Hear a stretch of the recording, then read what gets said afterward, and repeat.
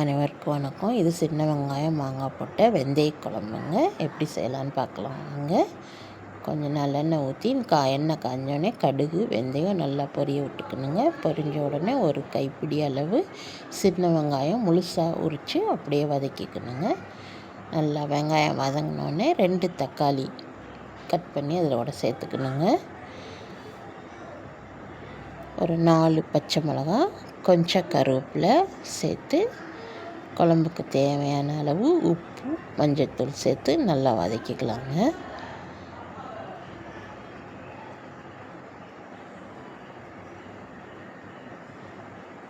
வதங்கினோன்னா நம்ம குழம்பு காரத்துக்கு தேவையான குழம்பு மசாலாத்தூள் 2 ஸ்பூன் சேர்த்து கொஞ்சம் தண்ணி விட்டு கொதிக்க விடணுங்க. அது கொதிச்சிட்டு இருக்கும்போதே நம்ம மாங்காயை கட் பண்ணி வச்சுருக்க மாங்காயை அதோடு சேர்த்து ஒரு கொதிக்க விட்டு மாங்காய் தக்காளி போடுறதுனால புளி கொஞ்சம் கம்மியாக சேர்த்துக்கணுங்க.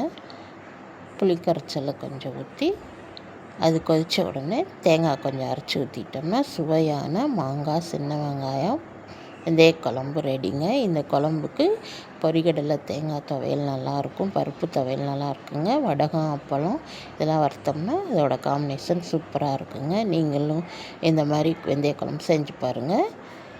இந்த வீடியோ பிடிச்சிருக்குன்னு நினைக்கிறேன். இந்த வீடியோ பிடிச்சிருந்தா லைக் பண்ணுங்கள், ஷேர் பண்ணுங்கள், மறந்துடாமல் மகேஷ் அம்மா சேனலை சப்ஸ்கிரைப் பண்ணுங்கள். சுவையான வெந்தய குழம்பு ரெடி. தேங்க்யூ.